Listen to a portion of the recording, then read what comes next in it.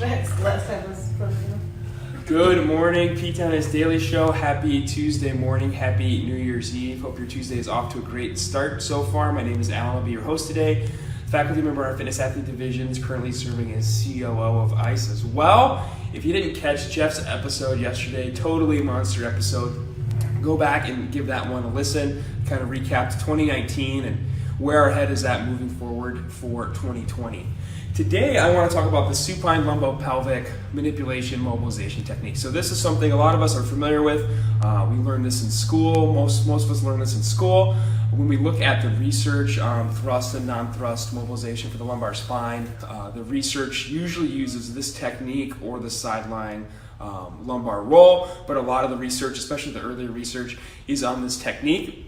I hate this technique for thrust manipulation, but I really love it for non-thrust mobilization, especially for patients dealing with some radiculopathy, radiculitis symptoms as well. I much prefer it for that. So I'm going to show you how to set it up, probably the way you learned to set it up in school or maybe some earlier continuing education, and then show you some modifications that we teach in our spine divisions and total spine thrust divisions that make it a little bit easier to do, especially if you're going to be hanging out in this position and providing some non-thrust mobilization for a couple minutes, 5 to 10 minutes. That's going to be a lot more comfortable on the patient, but a lot more comfortable and easy for you to do as the operator. So when we talk about the setup, patient is in supine. We're going to have them move their hips all the way towards you on the table, and then we call this the smile away technique. So I'm going to move the legs up, I'm going to move the upper body up, and then I'm going to move positions on the table.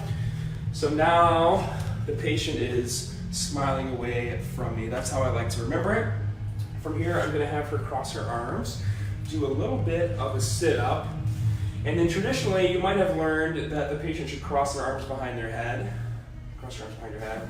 And then you're going to try and do this weird thing where you stick your hand through across their body and twist them and go to the other side of the table. Don't do that. That's really stupid. What we're going to do instead is have the patient cross those arms, do a little bit of a sit-up, help them twist into some rotation and side bending, and then block that position with your knee, and then stay on the same side. Instead of walking around the table, trying to weave your hand between their arms and getting stuck and having your hand across their face, just hang out here, block their thoracic spine with your knee, and then now you can provide either that thrust mobilization through the ipsilateral ASIS, or you can hang out here and provide some nice non-thrust mobilization.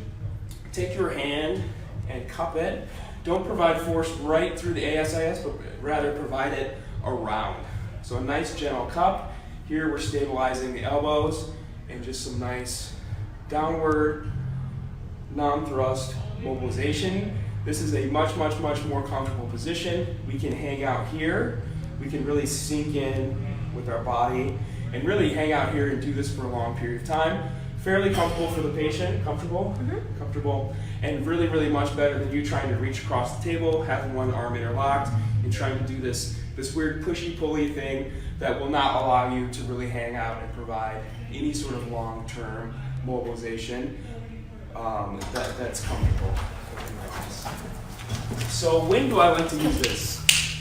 I like to use this for that really stiff patient, that patient that maybe does have some adaptive shortening in their lumbar spine, that does have some legitimate stiffness, something that needs to be heavily mobilized, a heavy dose of mobilization, of non-thrust mobilization, or that patient that has some radiculopathy, radiculitis symptoms, especially that patient that has that lateral kind of hip radiating pain, maybe some numbness, tingling along the lateral leg.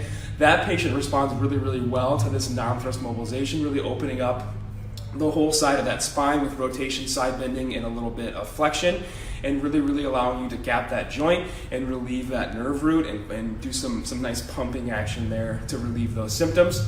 It's also really great to follow this up with some self sliders and gliders once you relieve a little bit of symptoms. I've had a lot of patients who've had kind of that smoky 2 to 3 out of 10 radiating pain down the lateral hip into the leg that really centralizes with this technique. pulls it out of the leg into the low back and resolves with this technique, and then follow that up with some self nerve gliding, some flossing and sliders and gliders and tensioners, whatever may be appropriate for that patient at home for their HEP.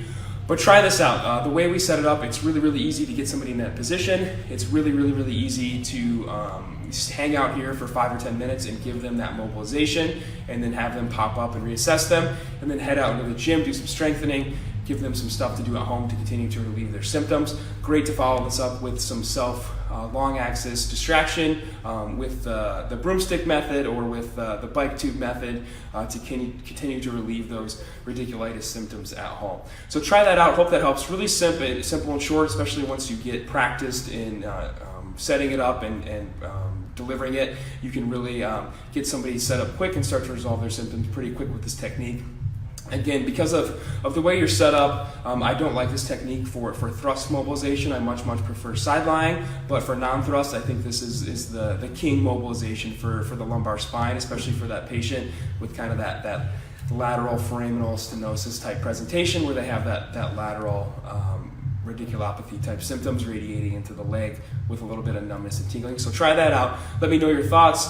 We have some great progressions that Jordan and Zach and Jeff show in our lumbar course as well, and some stuff to do for their HEP as well to follow up on this and capitalize on the gains you make with your hand.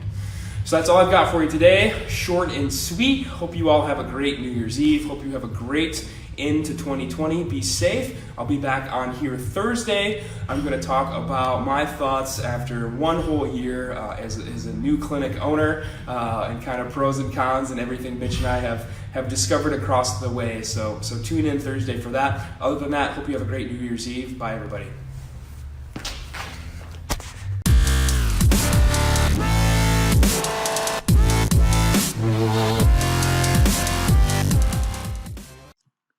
Hey, thanks for tuning in to the PT on Ice Daily Show. If you enjoyed this content, head on over to iTunes and leave us a review. And be sure to check us out on Facebook and Instagram at the Institute of Clinical Excellence. If you're interested in getting plugged into more ICE content on a weekly basis while earning CEUs from home, check out our virtual ICE online mentorship program at ptonice.com. While you're there, sign up for our Hump Day Hustling newsletter for a free email every Wednesday morning with our top 5 research articles and social media posts that we think are worth reading. Head over to ptonice.com and scroll to the bottom of the page to sign up.